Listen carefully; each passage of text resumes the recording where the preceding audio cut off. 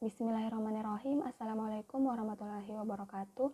Perkenalkan, saya Nur Anissa Febriana dengan NIM O1A1201888 dari kelas D Farmasi. Di sini saya akan membahas mengenai metabolisme karbohidrat.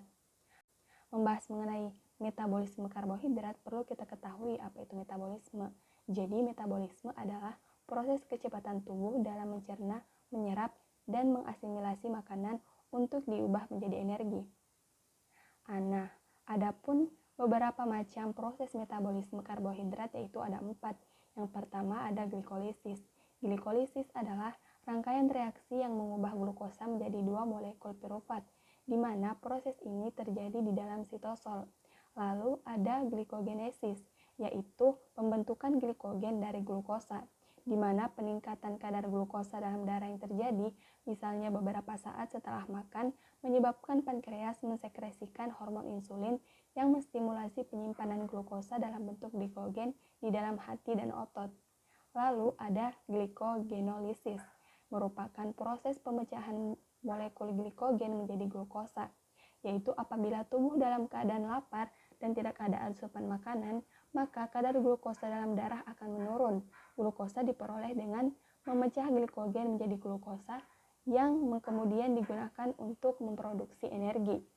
Kemudian ada gluconeogenesis, adalah proses sintesis atau pembuatan glukosa dari senyawa non-karbohidrat di dalam tubuh, di mana proses ini terjadi ketika kadar glukosa tidak tersedia, sehingga tubuh mengubah asam amino atau gliserol menjadi glukosa untuk kemudian digunakan sebagai energi bagi tubuh.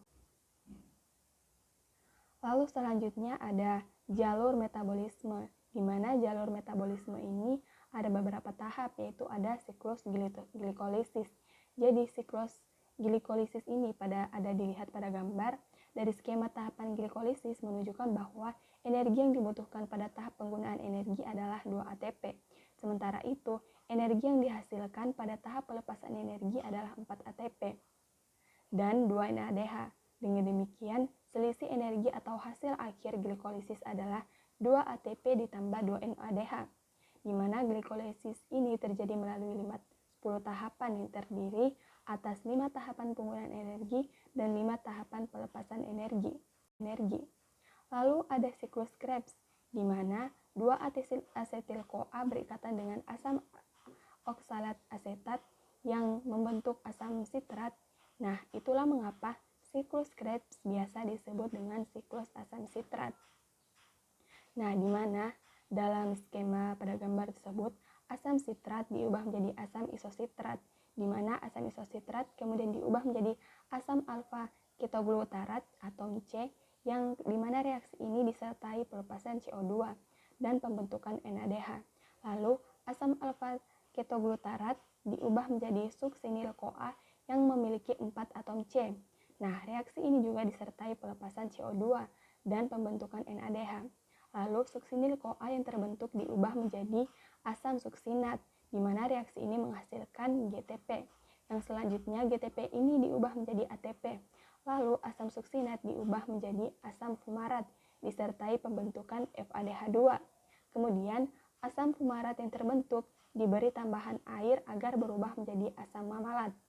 Nah, asam malat diubah menjadi asam oksalat asetat yang kembali disertai pembentukan NADH. Lalu proses selanjutnya ada transfer elektron, di mana transfer elektron adalah proses terakhir dari respirasi aerob, di mana akan dihasilkan ATP dari NADH dan FADH2, di mana hasil dari glikolisis, dekarboksilasi oksidatif, dan siklus Krebs. Nah, transfer elektron terjadi di dalam membran mitokondria. Nah, selanjutnya hubungan metabolisme karbohidrat, lipid, dan asam amino. Keterkaitan metabolisme protein, karbohidrat, dan lipid atau lemak, yaitu mereka akan dimetabolisme yang hasil akhirnya menjadi asetil-CoA yang bisa dilihat pada gambar, di mana asetil-CoA ini merupakan substrat untuk siklus Krebs, yang kemudian dari siklus Krebs dihasilkan CO2. Lalu selanjutnya ada metabolisme di dalam tubuh manusia, di mana metabolisme ini ada aerob dan anaerob. Metabolisme yang pertama itu aerob. Respirasi aerob ini adalah sebuah reaksi metabolisme yang memerlukan suasana aerobik. Dengan proses keberadaan oksigen atau O2 sangat dibutuhkan yang menghasilkan energi dengan jumlah yang besar. Di mana tahapannya ini ada 4 tahapan, yaitu ada proses glikolisis, di mana pada proses ini terjadi di sitoplasma dengan glukosa yang diubah menjadi 2 ATP, 2 asam piruvat, dan 2 Na2H. Kemudian ada siklus dekarboksilasi oksidatif, di mana tempat terjadinya di mitokondria, yang dimana 2 asam piruvat diubah menjadi 2 asetil-CoA, 2 ditambah 2 CO2 ditambah 2 Na2, 2 NADH.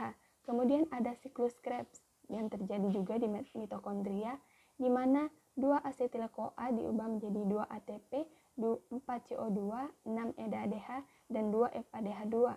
Kemudian yang terakhir itu ada transfer elektron, di mana ini juga terjadi di dalam mitokondria, yang dimana 10 NADH ditambah 2 FA2H menghasilkan 34 ATP ditambah 6 H2O, di mana hasil akhir dari proses aerob ini menghasilkan 38 ATP.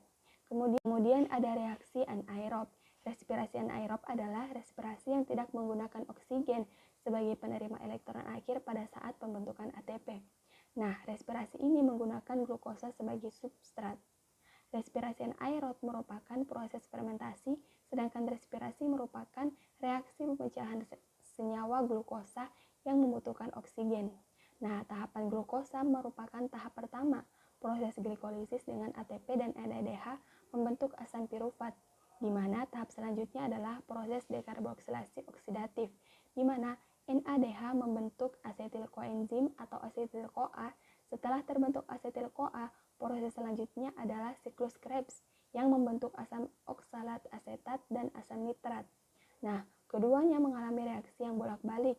Yang paling terpenting adalah ATP, NADH, FADH2, dan GTP atau ATP membentuk rantai transportasi elektron respirasi.